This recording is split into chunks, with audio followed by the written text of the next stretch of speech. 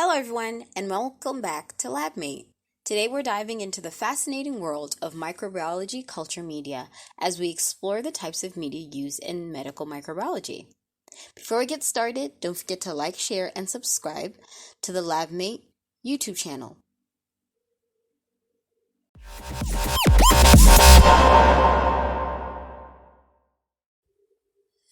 In the fascinating world of microbiology, where we delve into the study of microorganisms, we heavily lean on different types of media. These media act as nurturing grounds, providing the essential nutrients and environments for cultivating and studying microbial specimens. Culture media play a pivotal role in the medical world, facilitating the isolation, identification, and characterization of pathogenic microorganisms for accurate diagnoses and treatment of infectious diseases. So let's embark on this journey by categorizing these media according to their consistency. Let's kick it off with solid media. Solid media, typically presented as agar plates, offer a stable surface for nurturing microorganisms. Agar, extracted from seaweed, maintains its solidity even at body temperature, making it a perfect medium for microbial cultivation. Among the examples are nutrient agar and blood agar, which stand as versatile media, accommodating the growth of a diverse array of microorganisms. Moving on, let's talk about liquid media.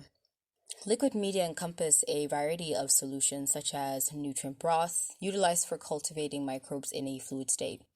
They play a pivotal role in expanding cell populations and exploring microbial physiology.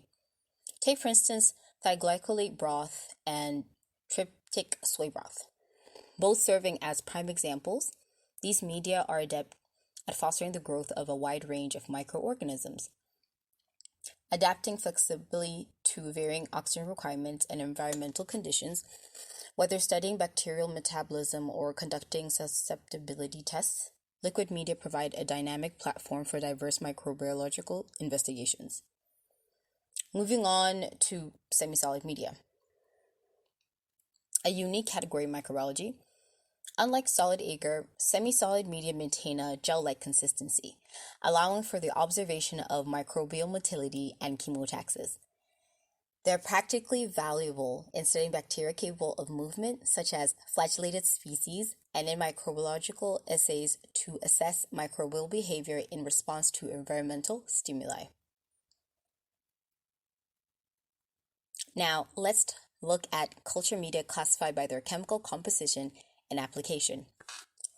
Let's begin with selective media. These specialized media are meticulously crafted to promote the growth of certain microorganisms while restraining others. Take, for instance, McConkey agar with crystal violet and biosalts, a prime example of selective media. This agar variant is tailored to favor the growth of gram-negative bacteria while suppressing the proliferation of gram-positive ones. Such as selectivity aids in isolating and pinpointing specific microbial species within a complex sample. By leveraging the unique properties of selective media like McConkey agar with crystal violet and biosalts, microbiologists can unravel intricate microbial communities and identify key players within them. Now let's talk about differential media, which is instrumental in discerning microorganisms based on their biochemical traits. Let's take mannitol salt agar as an example. This type of media facilitates the differentiation between Staphylococcus aureus and other staphylococci by exploiting their distinct abilities to ferment maltol, a type of sugar. Staphylococcus aureus can ferment mannitol, leading to the production of acidic byproducts that cause the pH of the agar to drop, resulting in a visible color change. Conversely, other staphylococci species typically do not ferment mannitol, thus they do not cause such a color change. This differential characteristic allows microbiologists to easily distinguish between different types of species of staphylococci, aiding in the identification and characterization of microbial populations in various samples.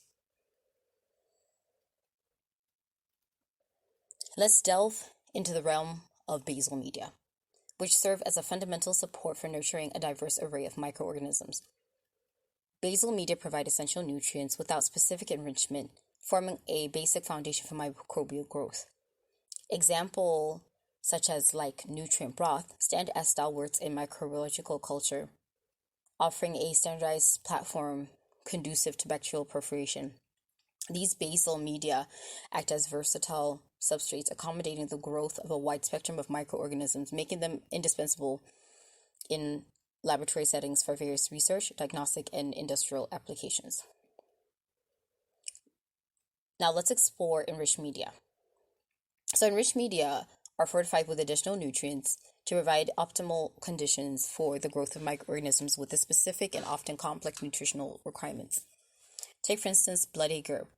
A quintessential example of enriched media, this agar variant is supplemented with blood, typically sheep, to furnish a rich source of nutrients such as vitamins, minerals, and growth factors. Such supplementation enhances the media's ability to support the growth of fastidious bacteria, including species within Streptococcus genus. Blood agar widely employed in microbiology laboratories for the cultivation and isolation of these delicate microorganisms, facilitating their study and characterization.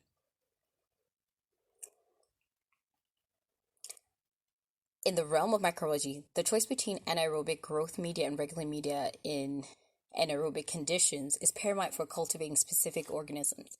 While regular media can suffice for general purposes, anaerobic growth media is tailored to exclude oxygen, creating an environment conducive to the growth of anaerobic bacteria.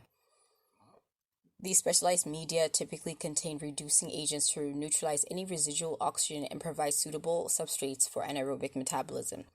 By mimicking conditions found in the absence of oxygen, anaerobic growth media enables researchers to study and isolate anaerobic microorganisms, effectively unlocking insights into their physiology and ecological roles.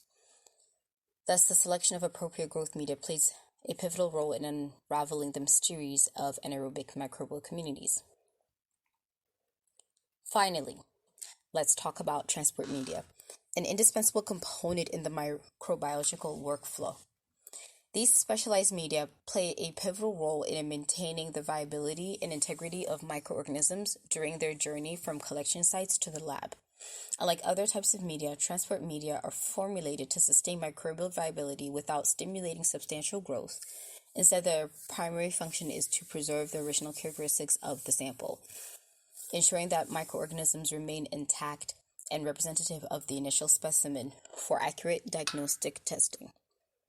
Transport media serve as a protective buffer, shielding microorganisms from environmental stresses such as temperature fluctuations and desiccation, thereby safeguarding their viability until they can be cultured and analyzed in the lab.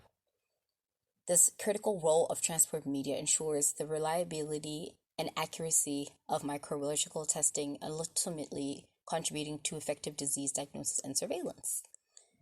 So in conclusion, the field of microbiology is heavily dependent on a diverse range of culture media to fulfill essential tasks such as cultivating, isolating, and identifying microorganisms. Each type of media plays a distinct role tailored to specific requirements within microbiological research and healthcare practices. Whether it's promoting growth, enabling differentiation, or preserving viability, these media are the backbone of numerous microbiological techniques and procedures. Their versatility and effectiveness contribute significantly to the advancements in understanding microbial behavior, diagnosing infectious diseases, and developing therapeutic interventions. Thus, the continuous innovation and utilization of culture media remain integral to the progress of microbiology and its invaluable contributions to the human health and scientific knowledge. Thank you for watching. If you found this video helpful, please consider liking, sharing, commenting, and subscribing for more informative content on microbiology and more. Your support helps continue to create valuable resources in our community. Stay tuned for the next video. Bye!